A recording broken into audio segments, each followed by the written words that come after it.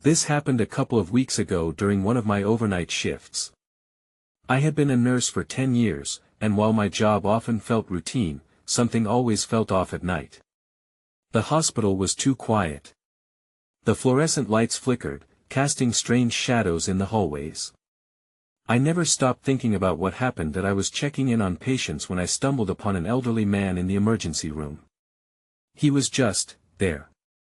No identification, just a haunting gaze that sent chills down my spine. He muttered something about waiting. I brushed it off, thinking maybe he was confused. The lights above him dimmed for a moment. I thought it was my imagination. Around midnight, I heard a small voice. A little girl stood by the nurse's station, looking lost. "Where's my mom?" she asked, her wide eyes searching mine. I looked around, sure she wasn't supposed to be there. But before I could turn to check, she vanished. My heart raced. I was shaken, but I assumed my tired mind was playing tricks. A week later, late into another shift, a man walked in. He seemed normal until he sat down across from me. He began reciting details about my life, my job, my son's name, even my little habits. I couldn't understand how he knew so much. I felt cold. I wished I could disappear. I asked him how he knew me, but he only smiled, his eyes dark and knowing that I started avoiding those dark corridors when I could, but it didn't help. Each time night fell, everything felt more unsettling. I found it harder to focus on work. My skin felt colder as I dealt with the late-night visits of strange patients. I questioned if I was losing my mind. Maybe I was just too tired with my life at home. Then one night, a knock shattered the silence. I opened the door, heart pounding. No one was there. As I turned back, the elderly man from my first night appeared. "You're waiting too," he said, echoing through the empty hall. "Who are you?" I screamed.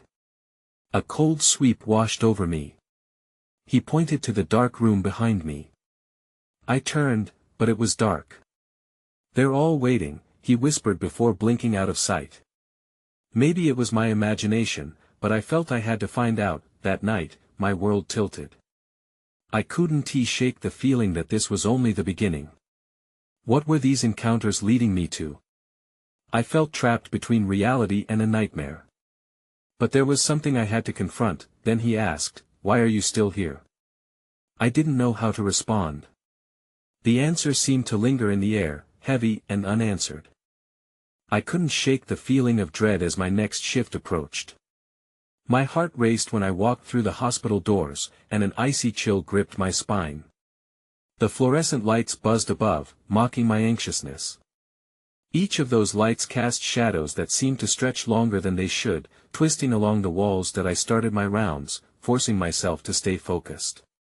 But the memory of the elderly man lingered. His words echoed in my mind, and I couldn't help but glance over my shoulder every few steps. Around 1 a.m., I found myself in the break room, hoping for a moment to breathe. I poured myself a cup of coffee, trying to wash down the anxiety. Just as I took a sip, I heard a faint whistle outside the window. Turning to look, I saw nothing. I blinked and rubbed my eyes, convincing myself it was just the stress.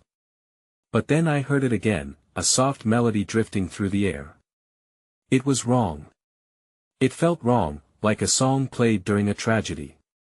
I stepped closer to the window, but there was only darkness outside, swallowing everything whole. I half expected to see the little girl from the previous week standing there, waiting for her mother. Shaking my head, I dismissed the thought. I needed to concentrate on my job. I left the break room, but the air felt heavier, like something unseen was pressing down on me. As I moved through the halls, I was hyper-aware of the silence. Then I reached the waiting area. A woman sat alone in the corner, rocking back and forth. Her hair was disheveled, and she wore an old, tattered hospital gown. As I approached, her head snapped up. Her eyes were wild, darting around as if she were searching for something or someone. "Do you see her?" she asked, her voice barely above a whisper. She won't stop crying. I took a cautious step back. Who are you talking about? Shoo. She is here. The woman pointed beside me. I turned, but the space was empty. When I looked back at her, her expression had changed. Her face was now calm, almost serene, as if someone had lifted a tremendous weight from her shoulders. You're next, she said softly, before resuming her rocking that a shiver ran down my spine. I turned and bolted out of the room, my heart drumming in my chest. I needed to get away from her, from this place. But something pulled me back. I couldn't shake the feeling that the hospital was alive, and it was watching me. That my next stop was the patient floor. I walked with urgency, but my feet felt like lead. That's when I heard the unmistakable sound of a child's laughter echoing through the corridor. It was familiar and jarringly out of place. I spun around, half expecting to see the little girl. Instead, the laughter faded, replaced by a soft sob. I approached the source cautiously. At the end of the hall, a door was slightly ajar. I pushed it open and stepped in. The room was empty. Just beds, medical equipment, and a strange, stifling silence. But then I caught something glinting on the floor. It was a doll, covered in dust and forgotten, a small, porcelain face staring up at me. That's when I noticed something on the wall behind the bed. A handprint, small and smudged, was left like a child had touched it, leaving with just one last plead. I backed away slowly, my heart racing.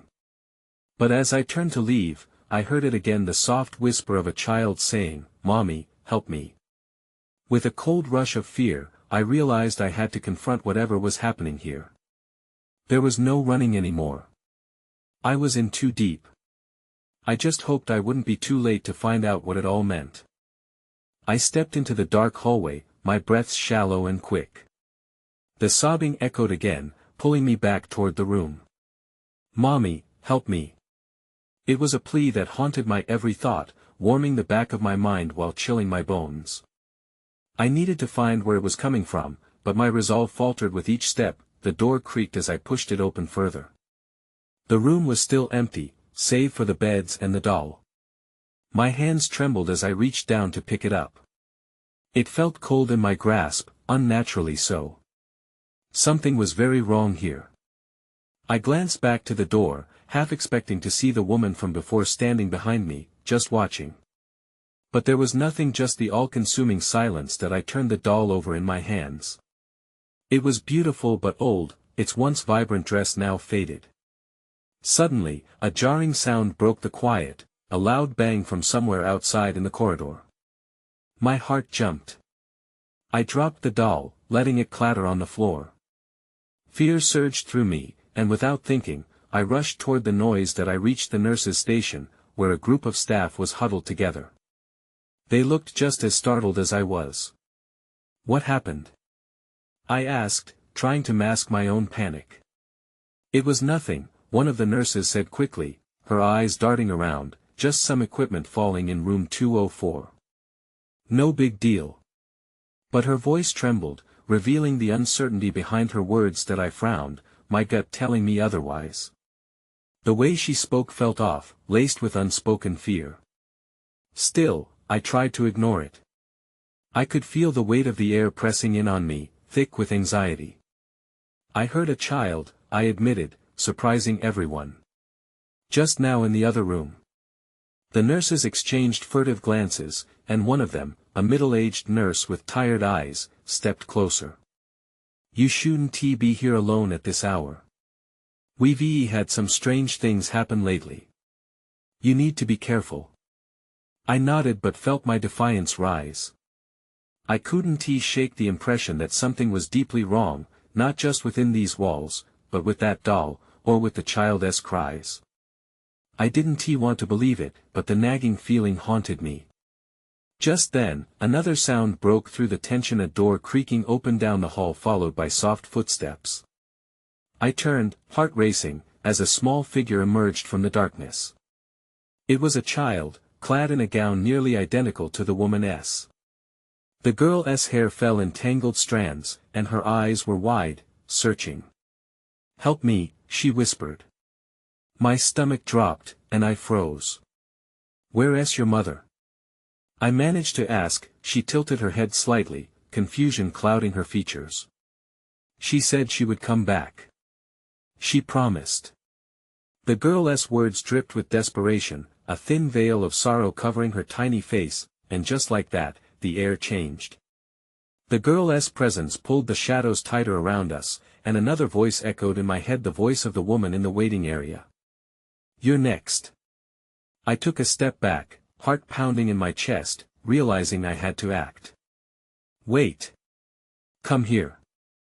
I called out, knowing all too well how this felt. But the girl turned, her little body retreating into the darkness. Before I could follow, the nurses grabbed my arms. Stop. One of them shouted. Don't go after her. It's not safe. But how could I do nothing? I felt drawn to the girl, to the child's cries that had so deeply pierced my heart. Determination flooded me as I broke free from their grasp. I turned to follow the little girl into the shadows. Just then, I heard the faint whistle again, that haunting melody floating in on the air. I wasn't sure what I would find, but I knew I had to get to the bottom of it. In the face of the unknown, one thought clung to me: it was now or never. The shadows swallowed me whole as I dashed down the hallway, the sound of the child's footsteps echoing off the sterile walls. My heart raced faster than my feet. I had to keep up. Each step felt like a choice, a chance to uncover something hidden, but dread coiled around my stomach. Where are you? I called out, the words tasting heavy on my tongue. The girl hadn't turned back. A deep chill crept over me as I caught myself glancing over my shoulder, half expecting the nurses to be right behind me. Then I heard it again, that eerie whistle, clear as day but trailing behind me in a mocking dance. I pushed on, my hands shaking with a mix of fear and determination. The humming was drawing me toward a dimly lit area of the corridor. I knew I shouldn't go further, but something was pulling me in. Around the corner, I spotted a flicker of light. Cautiously, I approached, peering through an open door. It led into what looked like a storage room, boxes piled high and some medical equipment sprawled across tables. The sight felt real enough, but there was an odd stillness in the air that sent a shiver racing up my spine. Suddenly, I froze. A figure emerged from behind a stack of boxes, an older man, disheveled and wild-eyed. His presence felt wrong. What are you doing here? He hissed, stepping closer. Don't you know it's dangerous? I stumbled backward, heart pounding. I am looking for a little girl. She went this way. My voice trembled, uncertainty creeping into my words. The man shook his head. You should leave while you can. She's not who you think she is. Sweat dripped from his forehead, and I could see madness swirling in his eyes. Who is she? I demanded, but it felt like the walls were closing in around me. You think you can save them? He laughed, a hollow sound that echoed through the storage room. Once they have you, it's too late. Just then, the whistle rose in intensity, drawing my attention. I turned just in time to see the little girl standing at the door, her face expressionless but her eyes wide, pleading that I felt a wave of guilt wash over me, pulling me in opposite directions. Should I trust this man? Or the child who looked so lost? What do you mean? What is going on? I shouted in desperation. The man stepped closer, breathing heavily. They're trapped in here. All of them. You don't know what you're about to walk into. His voice dropped to a whisper, and I felt a chill run down my spine. I tried to help them. I really did. I took a step back, ready to flee, when I heard the unmistakable sound of the door slamming shut. Panic surged through me. No. Open it. I cried, but the handle wouldn't budge. As I wrestled with the door, I caught sight of the girl, starting to fade, as if she were a wisp of smoke. Help me. She pleaded again, her voice echoing in the confines of my mind. And then everything went dark. Darkness enveloped me, the chilling air biting at my skin. I felt my breath quicken. I turned, feeling for the edges of reality, desperate to find a way out. But was it too late? A thought clawed at me. Where was the little girl? And who was this man? I had to locate them before it was truly over. I struggled to catch my breath in the darkness, trying to clear my mind. The shadows felt alive, twisting and swirling around me. My heart thundered in my chest, and I forced myself to think. I couldn't just stand here.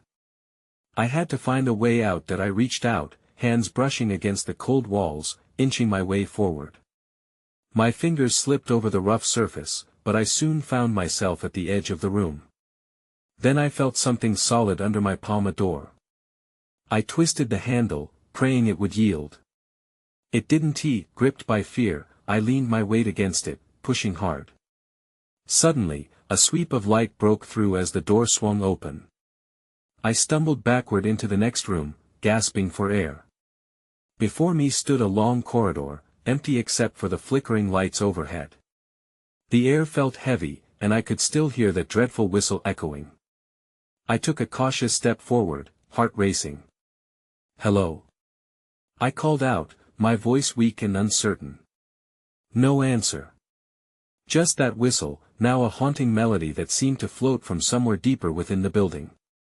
My instincts screamed at me to turn back, but the urge to find the girl pressed me on. I stepped lightly, listening for any sign of life. Then I noticed a door at the far end of the corridor, slightly ajar. There was movement inside, shadows flitting past the gap. I crept closer, trying to make sense of it all.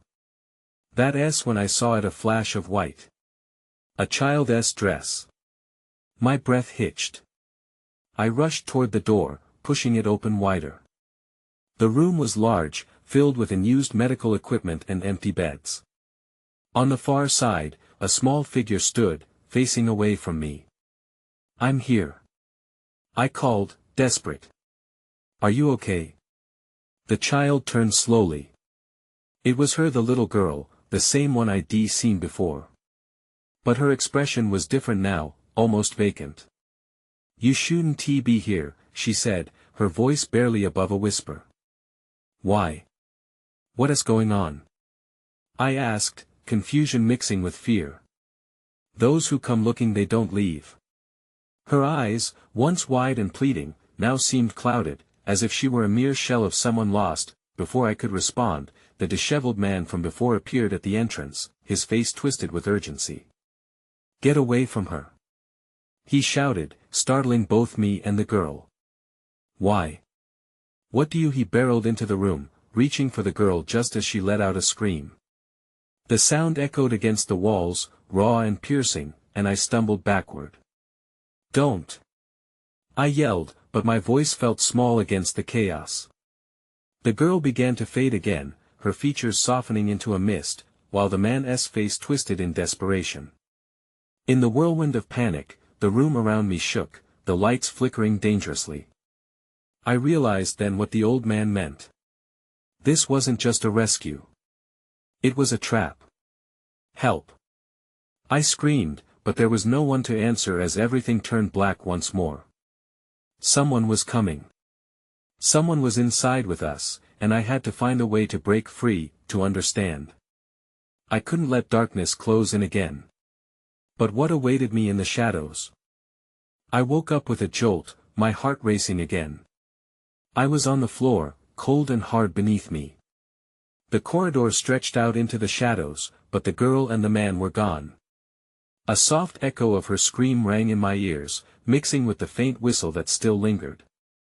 I stood up slowly, feeling disoriented, and rubbed my temples. What had just happened? I had to push the confusion away. I needed to move. I glanced around the empty space, but all I saw were the abandoned hospital beds and walls lined with peeling paint. I debated retracing my steps back to the open door, but I couldn't shake the feeling that the girl needed me to stay. I took a deep breath, forcing myself to focus on the faint sound of the whistle. It pulled me onward, guiding me deeper into the building. Each step felt heavier than the last, as if the shadows themselves were trying to hold me back. But I knew I couldn't turn away now. As I crossed into the next room, I noticed something on the floor, a small, dusty mirror lying askew. I picked it up, but as I looked into it, the reflection didn't match what I expected. Instead of my bewildered face, I saw the girl staring back at me, her expression pained and sorrowful. I dropped the mirror, heart racing, and stepped back. Is she trapped? I mumbled aloud, though my voice was barely a whisper. Gathering my wits, I stepped further away from the mirror, trying to shake off the chill it left on my skin. Then I heard it, the unmistakable sound of footsteps echoing down the hall. My breath caught in my throat. I wasn't alone. I crouched low, clutching the mirror to my chest like a shield, and peered around the corner. A shadow drifted by, tall and gaunt. My instincts told me to stay hidden, but something else tugged at me. Curiosity. The figure wandered closer, and my heart raced faster. It was a woman, her hair disheveled, clothes tattered. She paused near the door I had just exited, whispering words I couldn't make out. I held my breath, uncertainty battling with the need to know. Suddenly, she turned, locking eyes with mine. "You shouldn't be here," she said, her voice echoing eerily. "Neither should you." I shot back, feeling a mix of anger and fear. She didn't flinch, her eyes dull and hollow. Her expression shifted slightly, almost pleading. "You don't understand. You can't help the girl. You need to leave." "Why?" I asked, unable to keep the tremble out of my voice. "Because the longer you stay, the more they want you," she stated flatly, as if rehearsing a warning. Before I could respond, she turned and bolted down the hall. I stood there, frozen in place, the weight of her words crashing over me. Just as the last echoes of her footsteps faded, a loud crash came from behind me. I spun around, fear flooding back. Something was wrong. Someone else was in the building. My heart dropped as a shadow surged towards me, and the whistle grew louder, frantic. I didn't want to find out what lurked in the dark corners of this place, not anymore. I needed to act. The girl was still somewhere inside, and I couldn't abandon her. I took a deep breath, resolve hardening in my gut. I had to move. The only way forward was deeper into the dark.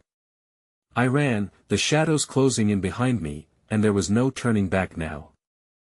I dashed through the dimly lit corridor, the cold air biting at my skin. Each echo of my footsteps seemed amplified, a stark reminder that I was very much alone. The whistle still lingered, haunting me, urging me to follow. I had no idea what lay ahead, but the need to find the girl pushed me onward. As I turned another corner, I stumbled upon another room. The door creaked open with a soft protest. Inside, medical equipment lay scattered, coated in layers of dust. I hesitated, wondering if I should venture in. The girl's voice echoed in my mind, desperate and pleading. I had to keep moving. The whistle had grown softer now, replaced by an exerted silence that felt heavy in the air. I took a step into the room, and that's when everything shifted. A flash of light caught my eye. Something shimmered in the corner. I approached carefully, heart racing, as I tried to make sense of what I was seeing. It was another mirror, but bigger this time. The glass was cracked, distorting my reflection. I leaned closer, and for a fleeting moment, I glimpsed the girl standing behind me. Panic surged through me. I whipped around, but she wasn't there. I was still alone, but the feeling of being watched lingered. I could feel the eyes of the shadows, judging, waiting. I ripped my gaze away from the mirror, my instinct screaming for me to leave. But in that moment, a different voice echoed through the silence. "Help her." I froze. This time, it wasn't the girl. It was a low, gravelly voice, resonating from one of the corners. "She needs to escape," it said again. My mind raced. Who was this? Was it another shadow, or something worse? "Let her go." I shouted, but the room fell silent. The stillness pressed around me as I scanned every darkened corner, searching for the source of the voice. Something shifted behind an old gurney, but nothing came into view.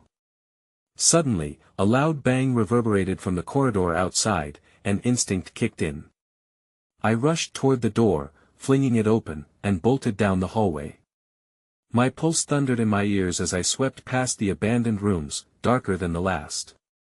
I had to get away from whatever that was. Rounding another corner, I nearly crashed into a figure. It was the woman again, standing there with her hollow eyes. She looked exactly as I remembered, just like a ghost. This time, she appeared frantic. "You need to run," she urged, "it's coming for you." "Who?" I cried, dread filling me. "What does it want?" "It wants to take you like it took her," she said, voice trembling. "If you stay, you'll be trapped just like her." The walls felt like they were closing in. A chill cascaded down my spine. I didn't know where to go, but the darkness grew thicker surrounding us. Then, out of nowhere, a loud screech filled the air. It pierced through the silence, shaking the walls. I looked at the woman, panic-stricken, and she vanished into the depths of the shadow. Just then, a blinding darkness enveloped me, swallowing all light. My breath caught in my throat. Everything went dark. It took a moment for my eyes to adjust, and when they did, I found myself in a different corridor. The air was still, almost too still, but I could hear the faint rustling of fabric nearby. I stood frozen, my heart pounding against my ribcage. Where was I? Slowly, I turned to my left, where a flickering light struggled to stay on. It emitted just enough glow for me to see that the walls were lined with old portraits, each face staring down at me, their expressions locked in a silent scream. I swallowed hard, creeping toward the light as an unsettling weight settled in my chest. "Stay focused," I whispered to myself. "You need to find her." I continued down the hallway, the raspy whisper of my breath competing with the silence. The flickering light illuminated a sign above, a promise of exit. I felt a rush of hope. But as I approached, my feet stopped moving. The door was ajar, and from inside came the sound of soft weeping. It was unmistakable. Tentatively, I pushed the door open further. Inside, a room lay in ruins. Equipment was upturned, and papers fluttered like wounded birds. In the center was a small figure, her back turned to me. The girl. I felt an electric surge of relief, but as I stepped into the room, the weeping stopped. She turned slowly, and my blood ran cold. Her eyes were dark pools, hollowed and empty. "You shouldn't be here," she said, her voice no longer that of a frightened girl. "They're watching." "Who else watching?" I asked, my voice trembling. Suddenly, the faint sound of laughter drifted from the hallway. It was a sharp, maniacal laugh that echoed off the walls. The girl's gaze flicked toward the door, and instinctively, I followed her eyes. Shadows were shifting, swirling just outside, growing thicker. "We need to go," I yelled, grabbing her hand. But she remained motionless, staring at something I couldn't see. "They will come for us both," she whispered, her voice devoid of emotion. "You cannot save me." "Don't say that." I pulled at her, desperate. "You have to trust me." Before she could respond, the laughter grew louder, exploding into frantic chaos. I felt the air shift, cold tendrils creeping across my skin. I yanked her towards the door, my instincts screaming to escape. Then, as if breaking through an unseen barrier, the girl screamed a sound so piercing it reverberated within the walls. The darkness converged on us, grabbing at my ankles. Just as I felt myself getting pulled back, I caught a glimpse of an all-too-familiar shadow slithering into the room. It was the same figure I had seen earlier, its face obscured, but its presence unmistakable. "Run!" I yelled, with a primal fear surging through me. I dashed out of the room, dragging her behind me. We sprinted down the corridor, the walls pulsating with the echoes of the unfathomable laughter. But the further we ran, the heavier my legs became, as if the floor itself was intent on pulling me back. Just when I thought we were free, I felt something, a cold grip on my shoulder, pulling me to a stop. I turned, but there was no one there. "What do you want?" I shouted into the emptiness, panic flooding my voice. The girl stood still, her gaze unyielding. "It's too late." Then everything went dark again, the void swallowing us whole. I awoke to the faint hum of fluorescent lights buzzing overhead. The cold, sterile scent of antiseptic filled my nostrils. I blinked, trying to pull together my scattered thoughts. The girl was gone. Panic surged as I pushed myself up from the floor. I was in a vast open space now, what seemed to be a waiting area. A reception desk leaned against one wall, papers littering it like fallen leaves. The chairs were neatly aligned, but there was an eerie stillness in the air. No one was here. "Where are you?" I called out, my voice slender against the daunting silence. No reply. I had no idea how far we had run or where we ended up. It felt like we were in some kind of limbo. As I chanced a glance at the darkened hallway, a flicker of movement caught my eye. I turned slowly, my breath hitching in my throat. From the shadows stepped a figure. A nurse, her scrubs draped over her body like a ghostly shroud. Her face was obscured beneath a surgical mask, but I could see her eyes wide and vacant. "What happened to the girl?" I asked, my voice trembling. The nurse tilted her head, almost curiously, as if my question hadn't even registered. "Help them," she whispered, just shy of a laugh. "They're waiting." Before I could respond, she pointed down the corridor, where a dull light flicked on and off, casting long shadows against the tiled floor. I felt an urge to flee, but an unseen force tethered me in place. "Help who?" I pressed, urgency blending with dread. She didn't answer. Instead, she began to glide back into the shadows, her footsteps barely making a sound. I stood frozen, torn between following her and bolting in the opposite direction. I chose to run.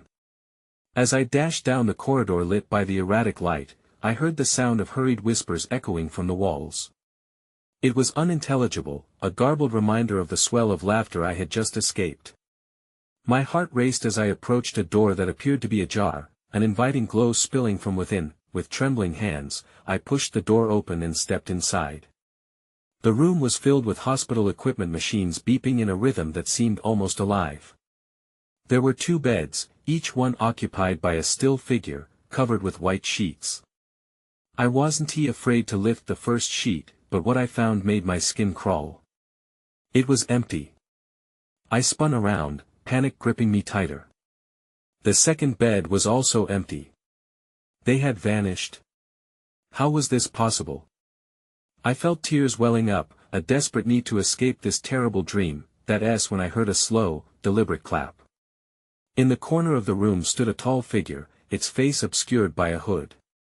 "Bravo," it said, a chilling smirk evident in its voice. "You found the room. But you won't find her." I took a step back, heart racing. "What do you want from us?" Silence fell, but I could feel its gaze boring into me, hungry for despair. Beneath the hood, I caught a flash of something, an eye, shiny and dark, flickering like a dying star. Just as I turned to flee, the door slammed shut behind me. I dashed toward the window, praying for an escape, but it was sealed tight. The shadow crept closer, its laugh trickling through the stillness. I could feel the walls closing in on me, the promise of darkness palpable. I had to get out. I had to find her. I stumbled backward, my heart racing as I tried to catch my breath. The room started to spin, the tall figure looming over me, threatening to swallow me whole.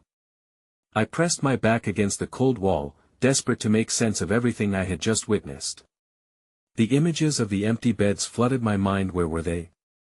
Where was the girl? "You don't understand," the figure said, its voice low and mocking.